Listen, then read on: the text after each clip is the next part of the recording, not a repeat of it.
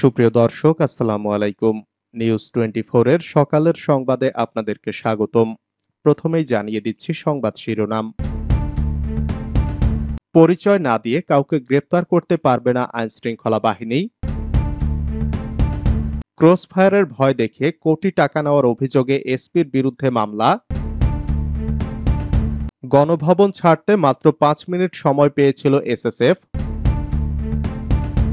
শেখ হাসিনার পালানোর খবর তখনও জানতেন না সেনাপ্রধান। জাতিসংঘের তদন্ত দলের প্রস্তাব অনুযায়ী পুলিশের সংস্কার আনা হবে, যা বললেন উপদেষ্টা রেজওয়ানা হাসান। এতক্ষণ শুনছিলেন সংবাদ শিরোনাম। পুরো খবর পেতে ভিডিওটি শেষ পর্যন্ত দেখুন। সর্বশেষ সংবাদ পেতে চ্যানেলটি সাবস্ক্রাইব করুন। এবার বিস্তারিত। পরিচয় না দিয়ে কাউকে গ্রেপ্তার করতে পারবে না আইনশৃঙ্খলা বাহিনী। আইনশৃঙ্খলা বাহিনীর সদস্যরা নিজেদের পরিচয় না দিয়ে কাউকে গ্রেপ্তার করতে পারবেন না। যে কোনো অভিযানের সময় তাদের পরিচয় দিতে হবে, এ সংক্রান্ত একটি বিজ্ঞপ্তি দিয়েছে স্বরাষ্ট্র মন্ত্রণালয়। রবিবার স্বরাষ্ট্র মন্ত্রণালয়ের সিনিয়র তথ্য কর্মকর্তা ফয়সল হাসান এতে স্বাক্ষর করেছেন। বিজ্ঞপ্তিতে বলা হয়েছে, যে কোনো অভিযান পরিচালনার সময় আইনশৃঙ্খলা রক্ষাকারী বাহিনীকে নিজেদের পরিচয় দিয়ে গ্রেপ্তার করতে হবে। পরিচয় না দিয়ে কোনো অবস্থাতেই কাউকে গ্রেপ্তার করা যাবে না বলে স্বরাষ্ট্র উপদেষ্টা জানিয়েছেন। ক্রসফায়ারের ভয় দেখে কোটি টাকা নেওয়ার অভিযোগে এসপির বিরুদ্ধে মামলা। নোয়াখালী জেলা যুবদলের সভাপতি মঞ্জুরুল আজিম সুমনকে একটি মামলায় গ্রেপ্তার করে রিমান্ডে নিয়ে অমানবিক নির্যাতন ও ক্রসফায়ারের ভয় দেখিয়ে কোটি টাকা হাতিয়ে নেওয়ার অভিযোগে সাবেক স্বরাষ্ট্রমন্ত্রী আসাদুজ্জামান খান কামাল, পুলিশের সাবেক আইজিপি বেনজির আহমেদ ও নোয়াখালীর সাবেক পুলিশ সুপার, বর্তমানে ডিএমপিতে কর্মরত মোহাম্মদ শহীদুল ইসলাম সহ 12 পুলিশ কর্মকর্তার বিরুদ্ধে মামলা দায়ের হয়েছে। রবিবার বিকালে নোয়াখালী জেলা ও দায়রা জজ আদালতে এই মামলা দায়ের করেন বেগমগঞ্জ উপজেলার চৌমোহনী পৌরসভার গণিপুর মহল্লার বাসিন্দা ও নোয়াখালী জেলা যুবদল সভাপতি মঞ্জুরুল আজিম সুমন। মামলাটি আমলে নিয়ে প্রাথমিক তদন্ত করে প্রতিবেদন দাখিল করার জন্য নোয়াখালী চিফ জুডিশিয়াল ম্যাজিস্ট্রেটকে আদেশ দিয়েছেন জেলা জজ আদালত। নোয়াখালী জেলা জজ আদালত দায়ের করা মামলা সূত্রে জানা যায়, 2021 সালের 15ই অক্টোবর কুমিল্লার নানুপুর এলাকায় একটি পূজা মণ্ডপে পবিত্র কোরআন শরীফ রাখাকে কেন্দ্র করে দেশে ধর্মীয় উত্তেজনা সৃষ্টি হয়। ওই ঘটনার জের ধরে কতিপয় উগ্রবাদী লোকজন 15 অক্টোবর নোয়াখালীর চৌমোহনী বাজারের অধিকাংশ মন্দিরে ভাঙচুর চালায়। এ ভাঙচুরের ঘটনাকে কেন্দ্র করে সাবেক স্বরাষ্ট্রমন্ত্রী আসাদুজ্জামান খান কামাল, পুলিশের সাবেক আইজিপি বেনজির আহমেদ, চট্টগ্রাম রেঞ্জের সাবেক ডিআইজি আনোয়ার হোসেনের নির্দেশে বেগমগঞ্জ উপজেলার রাজুল্লাপুর গ্রামের আবু হানিফের ছেলে মোহাম্মদ ফয়সাল ইনাম কমলকে তার বাড়ি থেকে আটক করে ডিজিটাল নিরাপত্তা আইনে দায়ের করা মামলায় গ্রেপ্তার দেখায়। তাকে ডিবি কার্যালয় নিয়ে শারীরিক নির্যাতন করে ও ক্রসফায়ারের ভয় দেখে স্বীকারোক্তিমূলক জবানবন্দি আদায় করে।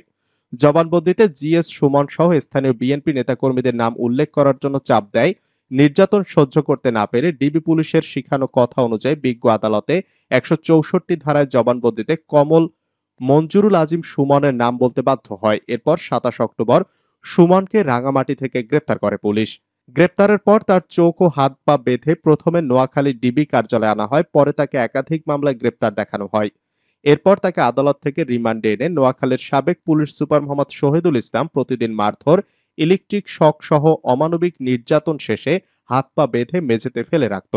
পুলিশ সুপার সুমনকে চোখ বেঁধে রাতের বেলায় ক্রসফায়ারের জন্য অজ্ঞাত স্থানে নিয়ে যান। ক্রসফায়ার ও নির্যাতন না করার শর্তে এসপি 2 কোটি টাকা চাঁদা দাবি করেন।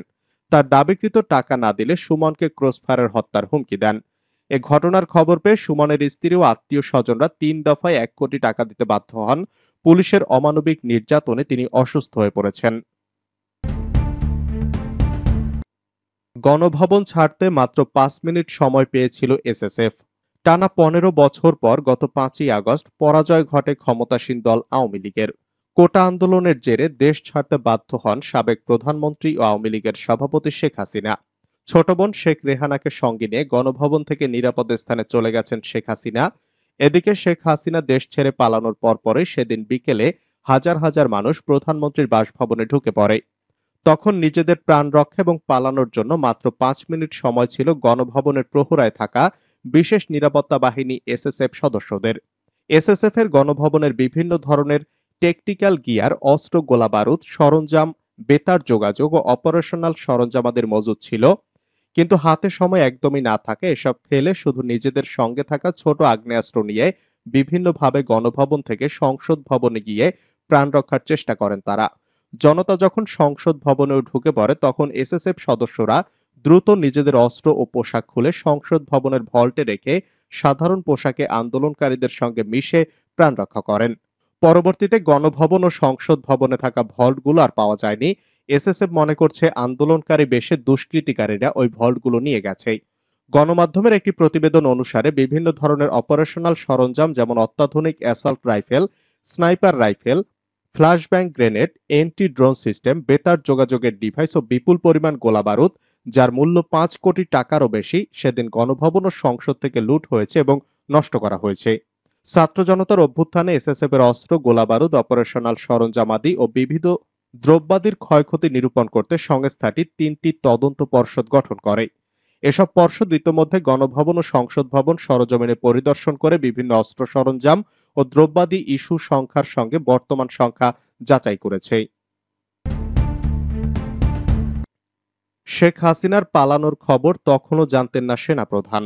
ছাত্র জনতার গণ অভ্যুত্থানে শেখ হাসিনা পালিয়ে যাওয়ার বিষয়টি আগে জানা ছিল না সেনাপ্রধান জেনারেল ওয়াকারুজ্জামানের। তিনি জানিয়েছেন ৫ই আগস্ট পরিস্থিতি তিনি যখন রাজনৈতিক দলের নেতাদের সঙ্গে আলোচনা করেছিলেন ঠিক তখন তাকে জানানো হয় শেখ হাসিনা চলে যাচ্ছেন। সেনাপ্রধান এও বলেছেন শেখ হাসিনা দেশে থাকলে তার জীবনের ঝুঁকি ছিল, পরিস্থিতি খুবই উত্তপ্ত ছিল। ইউটিউব চ্যানেল নাগরিক টিভিতে দেয়া এক সাক্ষাৎকারে তিনি এসব কথা বলেন। সাক্ষাৎকারে অন্তর্বর্তীকালীন সরকারকে সেনাবাহিনী সহযোগিতা করছে উল্লেখ করে তিনি বলেন, সবাইকে ধৈর্য ধরতে হবে, ১৬ বছরের জঞ্জাল ১৬ দিনে তো মিটবে না। সেনাবাহিনীর মধ্যে এখনো অনেকে স্বপদে রয়েছে, তাদেরকে সরানো হচ্ছে না কেন? এমন প্রশ্নের জবাবে তিনি বলেন, এখনো তদন্ত চলছে। তদন্ত শেষ হলে অবশ্যই ব্যবস্থা নেওয়া হবে। অনেক ইস্যু আছে যেগুলো তদন্ত হচ্ছে, এজন্য আমরা সময় নিচ্ছি। প্রমাণ লাগবে। প্রমাণিত না হলে কারো বিরুদ্ধে ব্যবস্থা নেওয়া যায় না। এই কাজটি একটু ধীর প্রক্রিয়া চলছে। এখন দেখা যাক, বেশ কিছু জিনিস আছে যেটা আমাদের করতে হবে। সেনাবাহিনী এখনো কেন ব্যারাকে ফিরে যাচ্ছে না, তাদের এখন মাঠে থাকা উচিত কিনা এই প্রশ্নের জবাবে জেনারেল ওয়াকার বলেন, আমরা তো যেতে চাই, যত তাড়াতাড়ি সম্ভব যেতে চাই। তবে সম্ভবত আমাদের আরো কিছুকাল থাকতে হবে, কারণ পুলিশ এখনো তাদের দায়িত্ব নেওয়ার মতো অবস্থায় নাই। পুলিশ প্রায় অকার্যকর হয়ে গিয়েছিল, এখনো দায়িত্ব নেওয়ার মতো হয়নি। তারা দায়িত্ব নেওয়ার মতো হলে অবশ্যই আমরা ফেরত চলে যাব, আমরা তো বেশিক্ষণ থাকতে চাই না। জাতিসংঘের তদন্ত দলের প্রস্তাব অনুযায়ী পুলিশের সংস্কার আনা হবে, যা বললেন রিজওয়ানা হাসান। জাতিসংঘের তদন্ত দলের প্রস্তাব অনুযায়ী বাংলাদেশ পুলিশের সংস্কার আনা হবে বলে জানিয়েছেন পরিবেশ, বন ও জলবায়ু পরিবর্তন উপদেষ্টা সৈয়দা রিজওয়ানা হাসান। রোববার সচিবালয় নিজ দপ্তরে তিনি কথা বলেন।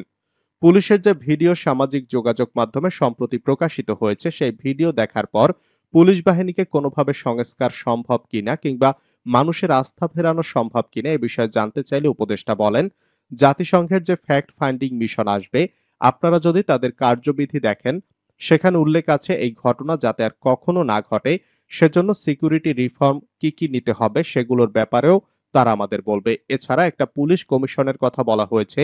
এগুলোর উদ্দেশ্যই হচ্ছে যা ঘটে গেছে সেটা তো আমরা আনডু করতে পারবো না, যাতে এ ধরনের ঘটনা আর না ঘটে।